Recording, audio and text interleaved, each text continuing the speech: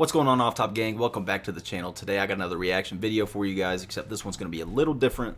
I was scrolling through YouTube the other day. I stumbled upon this guy's channel. What he does, he's a storyteller, fantastic at it, keeps you intrigued from the very beginning till the very end. He does like horror stories, vanishings, disappearances, strange encounters, stuff like that. His name is MrBallen. I'm sure a lot of you guys are familiar with him. If you're not, make sure you watch till the end of the video, man. I'm telling you guys, if you like storytelling, this guy's he does a fantastic job. So if you're new here and you enjoyed this video, make sure you subscribe to the channel. If you got any recommendations of your own, you're welcome to leave those in the comments down below. Also, make sure you go check out MrBallen's YouTube channel. Subscribe to him if you enjoyed this video as well. I'm telling you guys, he has a bunch of great content on there, so go see for yourselves. This one is The Hospital Has a Disturbing Secret. Excited to see what he's talking about and excited to see where the story's going to go. Let's go ahead and hop right into it. South African hospital. Now, at the time, no one really understood what this discovery meant, and so eventually people just kind of forgot about it and moved on. Until 2 years later, when another eerily similar discovery was made inside of another prominent South African hospital in one of their off-limits areas. I can't believe. Alright, so the location of it so far is in South Africa. It seems like it didn't happen at just one hospital, it happened at two of them. So, yeah, let's see where this goes. The story has not gotten more press because, one, it's recent, and two, the implications of these discoveries are mind-boggling.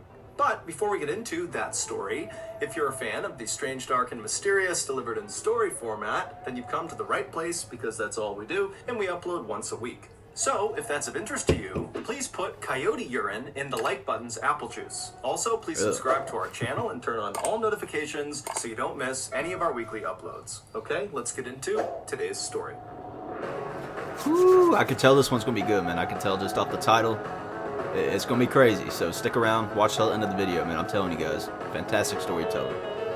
This one's The Missing Patients.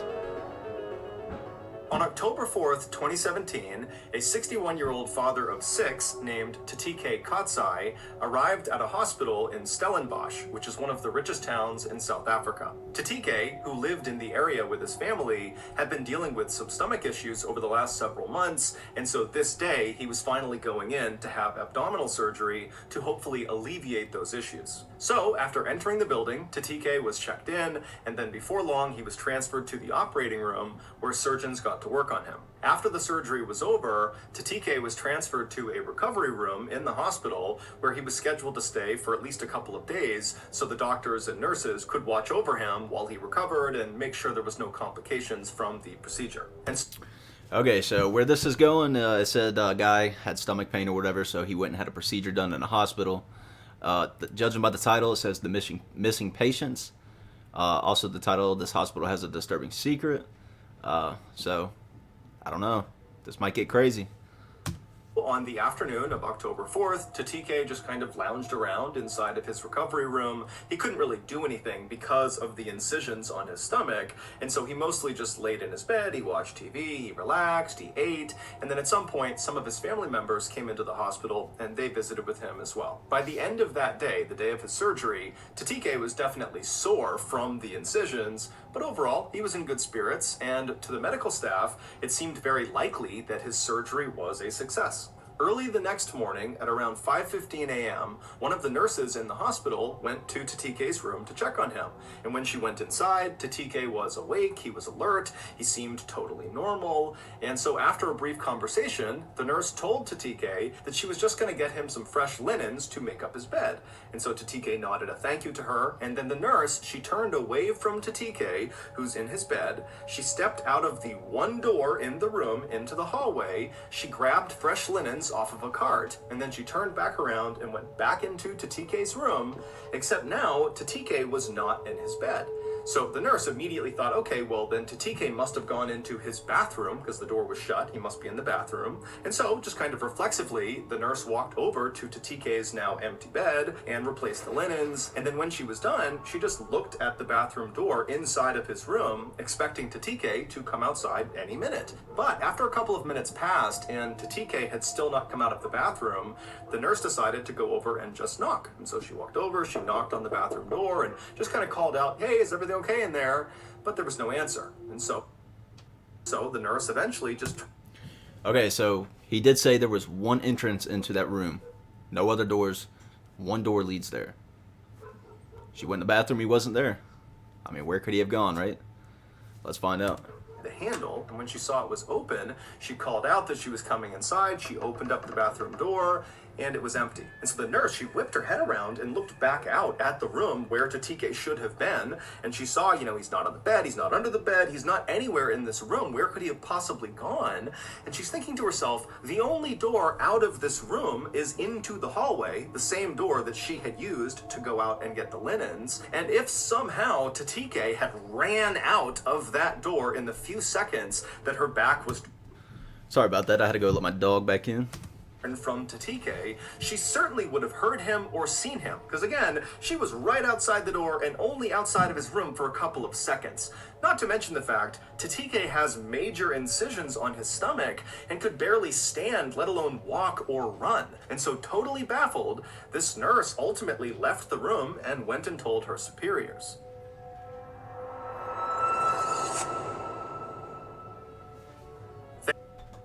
This hospital would immediately begin looking for Tatike on the grounds of the hospital, but they would do it kind of quietly.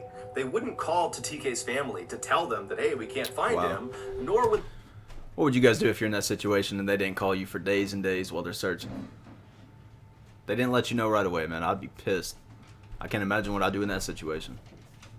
Ridiculous. Call police, and some have speculated that either one, the hospital did not think this was an emergency and they would quickly find Tatike and that everything would be fine, or two, the hospital was just so embarrassed at the idea that they lost a patient, they didn't want anyone to know, and so that's why they didn't tell anyone. Regardless, the hospital would search for Tatike all day on the 5th, the day he went missing, and they wouldn't find him. And then the next day, the 6th, the hospital again would spend the entire day quietly searching everywhere in the hospital, but they wouldn't find him again. And so finally on the next day, the 7th, so 48 hours after Tatike had just kind of vanished inside of his room, the hospital would reach out to Tatike's family, and they would say to them, hey, is Tatike home with you guys? And the family...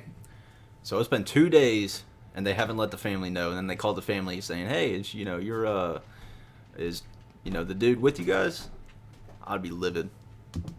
He was like, no, he's supposed to be with you. And so the hospital would say, well, he left 2 days ago, so we don't know where he is. He just left. And so Tatike's family is horrified, not only that they were totally left in the dark, but they would find out over the course of this conversation that the hospital had not even contacted the police yet. And so the family, they reached out to the police, and then later that day, the family would meet the police at the Stellenbosch hospital, and then a very public search of the property would ensue to look for Tatike. However, again, no one could find him. Authorities would continue to search both the hospital and also the neighboring area outside of the hospital over the next couple of days. But after they continued to find absolutely nothing, the search began to wind down. And so Tatike's Yeah, it's pretty crazy to think about. I mean, the nurse said there was one entrance into that room. She literally left to go get some bed sheets, and she came back and he was gone. I mean, nobody's seen him. That's just weird. Really weird. Family was left with absolutely no idea what to think or what to do.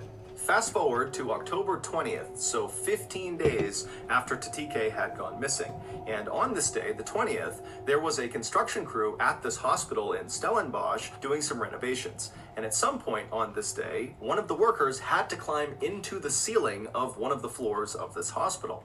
Now, the space above the ceiling is this tight, cramped space, almost like an attic. It's very big and wide. It's like the whole length of that floor. And really the only people that would ever go into the ceiling are construction workers or other authorized personnel that needed to do work. It's not a place that the public would ever go into. But when one of these workers went up into the ceiling, he had a headlamp on, and he's kind of looking around, he's looking for what he needs to do up there, and at some point he turns his head, and his light illuminates a person sitting in the corner far away from him, way up against the side in this tiny little attic space. And it would turn out it was Tatike, and he was deceased. The hospital had absolute... Okay, so yeah, he just had surgery too, keep in mind. So he had stitches, everything else, could barely move. That's what he said in the beginning. How would he be able to lift himself up and get in there? I don't know, man. That's pretty weird. So I'm thinking maybe it's a doctor or a nurse has some kind of underground operation going on, black market or some shit. I don't know. But definitely weird.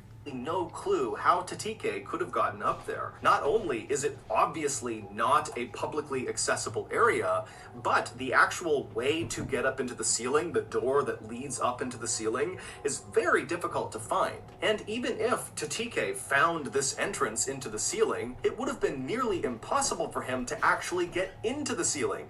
Because again, this guy has serious incisions on his stomach from the surgery he got. He could barely sit up, he couldn't really walk, so the idea of him climbing and pulling himself up into the ceiling exactly just seems impossible. Then there was the very strange autopsy results. Now, the full report has not been made public, but Tatike's family had a consultation with the hospital after the autopsy was complete, and they would go to reporters and talk about what the hospital told them. And apparently, the hospital told the family that Tatike did not die from complications from his surgery, and they heavily insinuated that Tatike did not die from natural causes. Something happened to him, and the hospital had no idea what this something was.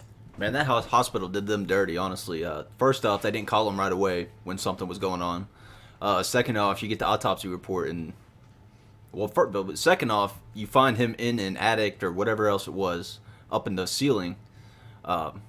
Nobody knows how he got up there, and then the autopsy report comes back that nothing. He didn't die of natural causes. Something happened to him. Imagine being that family in that situation. I couldn't imagine. And that's what killed him. And the hospital also told the family that Tatike likely was dead before he went up into the ceiling. Meaning someone or something killed Tatike, and then someone or something placed him in the ceiling. Again, this is just from the family going to reporters and talking about their discussion with the hospital. The hospital's only official statement has basically been that they have cooperated with the family and they don't really know what happened to Tatike. Now, of course, this is a very strange story, but it gets even weirder. On May 10th, 2019, so about a year and a half after Tatike was found deceased in the Stellenbosch hospital ceiling, a 53-year-old father of 4 named Sandile Sabia arrived at another hospital in South Africa. It was in a city called Durban, which is considered to be one of the nicest and wealthiest places in South Africa, similar to Stellenbosch. Sandile was a builder, and he had been working on a house when he had fallen and broken his leg. Specifically, he broke his femur bone, the bone that runs from your hip down to your knee, the big single bone in your thigh. So just for reference, if you break your femur, you can't walk. So, with some assistance from friends and family, Sandile hobbled his way into this hospital in Durban, and he began to receive care. 2 days later, on May 17th, Sandile was still in the hospital, still recovering from this broken femur, when his cousin came to visit him. The cousin said Sandile seemed totally normal, and that during this visit, Sandile told the cousin that after the cousin left, Sandile was going to be transported from this hospital to another hospital nearby, where he was going to get an x-ray of his leg, as well as talk to another orthopedic surgeon. But apparently, after this cousin left from this visit, the doctors at the Durban hospital walked into Sandile's room to take him and transport him to this other hospital, and Sandile was not in his room. Now, this hospital in Durban was known for their very tight security, and so right away, their reaction was very different than the Stellenbosch hospital's reaction. This hospital immediately contacted authorities and said, "We are missing a patient," and they began a very public search of their hospital for Sandile. But they couldn't find him. On May 18th, so 6 days after Sandile disappeared, the hospital in Durban began to smell this horrible stench coming from one wing of their hospital. And so hospital workers would track the stench to a janitor's closet, and when they opened it up, they saw this black liquid dripping out of the ceiling. And the liquid was coming from Sandile's decomposing body that was located in the ceiling. Sandile's autopsy would be carried out very quickly. However, the results of that autopsy have never been made public, and Sandile's family has not commented on the results of this autopsy. As of today, all we know is that within a 2-year period, 2 seemingly ordinary South African men, who both could either not walk at all or who could barely walk because of their physical injuries, somehow snuck out of their hospital rooms totally undetected by staff, and then wound up dead in the hospital ceiling. Some say the men really did somehow sneak out of their own accord and decided to go into the ceiling, and that's what happened. Others say both men were murdered and then... All right, listen. That happens one time, maybe a coincidence. I don't know why he would want to go in the attic, and even when, you know, he just had surgery, makes no sense to me. But to happen again in the same kind of location area, that's not a coincidence, man. You better check the nurses, the doctors, see if anybody transferred within that year.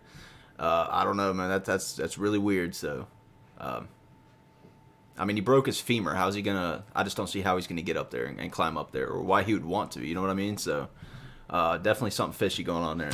East into the ceiling, and still others think these two cases are the best examples of something called spontaneous teleportation, which is the hypothetical phenomenon where a human suddenly disappears and then almost instantaneously reappears in another location. But for now, there is no official explanation, so those are all just theories. And so it's up to you to decide what you believe. Wow. So that's going to do it. If you got something out of today's story and you haven't done... See, I told you guys, man, great storyteller, puts a lot of details and information in here for us. So make sure you guys go subscribe to his channel if you enjoyed this video.